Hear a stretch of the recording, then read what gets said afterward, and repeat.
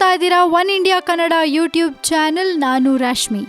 SM. Krishna ಅವರ ರಾಜೀನಾಮೆ ಬಗ್ಗೆ ಘಟಾನುಘಟಿಗಳು ಮಾತಾಡಿದ್ದಾರೆ, ತಮ್ಮ ಅಭಿಪ್ರಾಯ ವ್ಯಕ್ತಪಡಿಸಿದ್ದಾರೆ. ಎಲ್ಲರೂ ಆದಷ್ಟು ಅವರ ರಾಜೀನಾಮೆಯನ್ನ ಹಿಂಪಡೆಯುವುದಾಗಿ ಮನವಿ ಮಾಡಿಕೊಂಡಿದ್ದಾರೆ ಕೂಡ.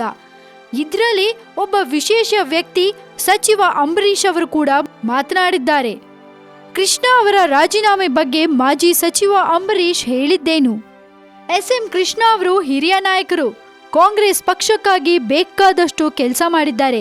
ಗೌರವ ಸಿಗದಿದ್ದ ಹಿನ್ನೆಲೆಯಲ್ಲಿ ಪಕ್ಷ ಬಿಟ್ಟಿದ್ದೀನಿ ಎಂದು ಅವರೇ ಹೇಳಿದ್ದಾರೆ. ಹೈಕಮಾಂಡ್ನಿಂದ ನೋವಾಗಿರುವುದರಿಂದಲೇ ಈ ತೀರ್ಮಾನಕ್ಕೆ ಬಂದಿದ್ದಾರೆ ಎಂದು ಮಾಜಿ ಸಚಿವ ಅಂಬರೀಶ್ ಎಸ್.ಎಂ.ಕೆ ಅವರ ನಡೆಯನ್ನು ಸಮರ್ಥಿಸಿಕೊಂಡಿದ್ದಾರೆ. ಕಾಂಗ್ರೆಸ್ನಿಂದ ಒಕ್ಕಲಿಗ ನಾಯಕರ ಕಡೆಗಣನೆ ವಿಚಾರದಲ್ಲಿ ನನಗೇನು ಹಾಗೆ ಅನಿಸೋದಿಲ್ಲ. ನನ್ನನ್ನು ಕಡೆಗಣಿಸಿಲ್ಲ.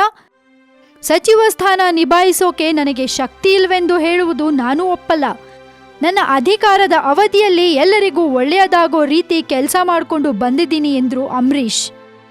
ಎಸ್.ಎಂ. ಕೃಷ್ಣರಿಗೆ ಸಾಕಷ್ಟು ಬೆಂಬಲಿಗರಿದ್ದಾರೆ. ಅವರ ರಾಜೀನಾಮೆಯಿಂದ ಬೆಂಬಲಿಗರಿಗೆ ಬೇಜಾರಾಗಿರುವುದು ನಿಜ. ಕೃಷ್ಣ ಬದಲಿಗೆ ಯಾರಾದರೂ ಜವಾಬ್ದಾರಿ ಹೊರ್ತಾರೆ. ಇಂದಿರಾ ಗಾಂಧಿ ನಂತರ ಪಕ್ಷ ಕಟ್ಟಲಿಲ್ವಾ? ಹಾಗೆ ಯಾರಾದ್ರೊಬ್ರು ಜವಾಬ್ದಾರಿ ತಗೊಂಡು ಪಕ್ಷ ಕಟ್ತಾರೆ ಎಂದ್ರು. ಮಂಡ್ಯ ಜವಾಬ್ದಾರಿ ಯಾರಿಗೆ ಕೊಡಬೇಕು ಅನ್ನೋದನ್ನ ಹೈಕಮಾಂಡ್ ತೀರ್ಮಾನ ಮಾಡುತ್ತೆ. ಮುಂದೆ ಮಂಡ್ಯದ ಅಭ್ಯರ್ಥಿ ಯಾರೆಂಬುದು ಯಾರಿಗೆ ಗೊತ್ತು ಅಂದ್ರು.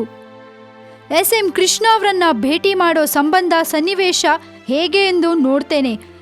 ಈಗಾಗಲೇ ಅವರು ತೀರ್ಮಾನ ತೆಗೆದುಕೊಂಡಿದ್ದಾರೆ. ಸೋನಿಯಾ ಗಾಂಧಿ ಹೇಳಿದ್ರೇನೆ ತನ್ನ ಅಭಿಪ್ರಾಯ ಬದಲಿಸಿಲ್ಲ, ಇನ್ನು ನಾನು ಹೇಳಿದ್ರೆ ಬದಲಿಸ್ತಾರಾ ಅಂದ್ರು ಅಂಬರೀಶ್ ಅವರು. ಮತ್ತಷ್ಟು ಸುದ್ದಿಗೆ ಸಬ್ಸ್ಕ್ರೈಬ್ ಮಾಡಿ one India Kannada YouTube channel.